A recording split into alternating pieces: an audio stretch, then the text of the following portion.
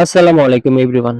Gcam Lmc 8.4 ক্যামেরার দুটি সমস্যা নিয়ে আজকের এই ভিডিওতে কথা বলবো।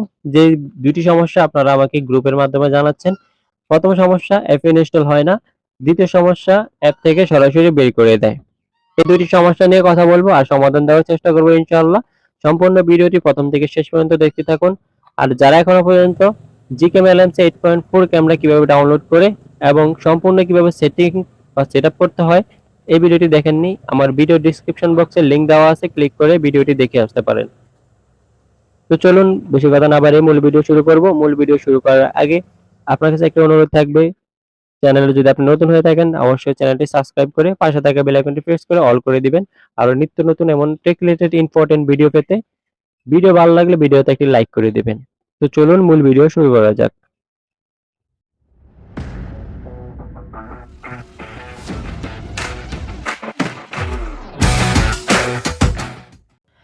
ভিডিও শুরুতে কথা বলবো Gcam Lmc 8.4 ক্যামেরা কেন আপনার ফোনে ইনস্টল হয় না। দেখুন আপনার ফোনে যে অ্যাপ্লিকেশনটি রয়েছে Gcam Lmc 8.4 যেই অ্যাপ্লিকেশনটি রয়েছে অ্যাপ্লিকেশনের ভার্সন আর আপনার ফোনের ভার্সন কিন্তু এক না, সেক্ষেত্রে আপনার ফোনে অ্যাপটি ইনস্টল হয় না। তো এর সমাধান কি, আপনি কিভাবে ইনস্টল করবেন? তো আপনি চলে যাবেন আপনার মোবাইলের ক্রোম ব্রাউজারে গিয়ে এখানে সার্চ বক্সে লিখে সার্চ করে দিবেন 8.4 লিখে, ওকে। সার্চ করে দিয়ে একটু নিচে স্ক্রল করবেন, স্ক্রল করলে নিচে আসলে দেখতে পাবেন এমন একটি ওয়েবসাইট, এই ওয়েবসাইটের উপরে একটি ক্লিক করে দিবেন। ক্লিক করার পর আপনারা এখানে একটি ইন্টারফেস শো হবে, যেখান থেকে আপনি স্যামসাং ব্যতীত আপনার ফোন যদি স্যামসাং ব্যতীত অন্য ফোন হয়ে থাকে সেক্ষেত্রে আপনি এই অ্যাপ্লিকেশনগুলো মার্ক করা এই অ্যাপ্লিকেশনগুলো ডাউনলোড করে নেবেন, ওকে। আর আপনার ফোন যদি স্যামসাং হয়ে থাকে তাহলে এই অ্যাপ্লিকেশনটি ডাউনলোড করে ইনস্টল করে নেবেন। ইনস্টল করার পর দেখবেন আপনার ফোনে এই অ্যাপ্লিকেশনগুলো ইনস্টল হয় কিনা। চেষ্টা করবেন, চেষ্টাই সফলতার মূল চাবিকাঠি। এখন কথা বলবো Gcam Lmc 8.4 এর 2 নম্বর সমস্যাটি নিয়ে, অ্যাপ থেকে কেন বের করে দেওয়া হয়। দেখুন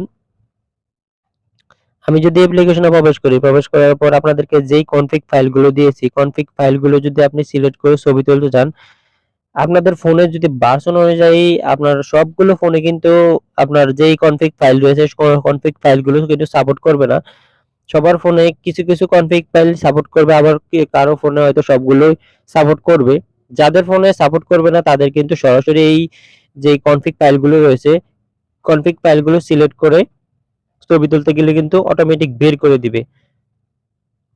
তো যদি আপনাদেরকে কনফিগ ফাইল সিলেক্ট করে ছবি তোলার পর যদি অ্যাপ্লিকেশন থেকে সরাসরি বের করে দেয়, তো আপনারা কি করবেন? আপনারা এখান থেকে চলে যাবেন এই অপশনটিতে গিয়ে আপনি যেই কনফিগ ফাইলটি সিলেক্ট করে ছবি তুলছেন, ছবি তোলার সাথে সাথে আপনাদেরকে অ্যাপ্লিকেশন থেকে বের করে দিচ্ছে। সেই কনফিগ ফাইলটি কিন্তু আপনারা এখান থেকে ট্যাপ করে এই যে ডিলিট অপশন দেখতে পাচ্ছেন, এই ডিলিট অপশনে ক্লিক করে ডিলিট করে দিবেন, ওকে। তো আরেকটি সমস্যা হলো আপনারা যখন ছবি তুলতে যান তখন ছবি তুলতে গেলে কিন্তু আপনারা কনফিগ ফাইল সিলেক্ট করার পর এই দেখুন কনফিগ ফাইল সিলেক্ট করার পর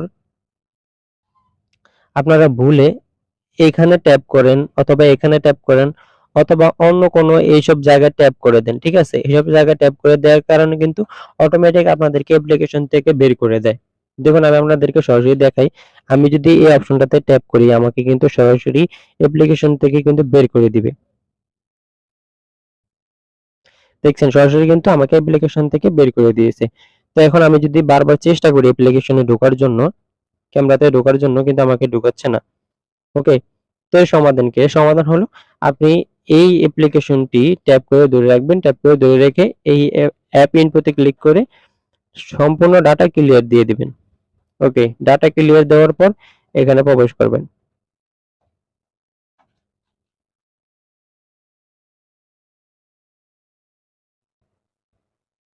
ঠিক আছে। তো আশা করি আজকের এই ভিডিওতে যে সমাধানগুলো দিয়েছি সমস্যার সমাধান সবগুলো বুঝতে পারছেন। দুটি সমস্যার যে সমাধানগুলো দিয়েছি আপনারা এই সমস্যার সমাধান করতে পারবেন। ভিডিও ভালো লাগলে অবশ্যই ভিডিওতে লাইক করে দিবেন। এই ছিল আজকের ভিডিও। দেখা হবে নতুন কোনো ভিডিওতে।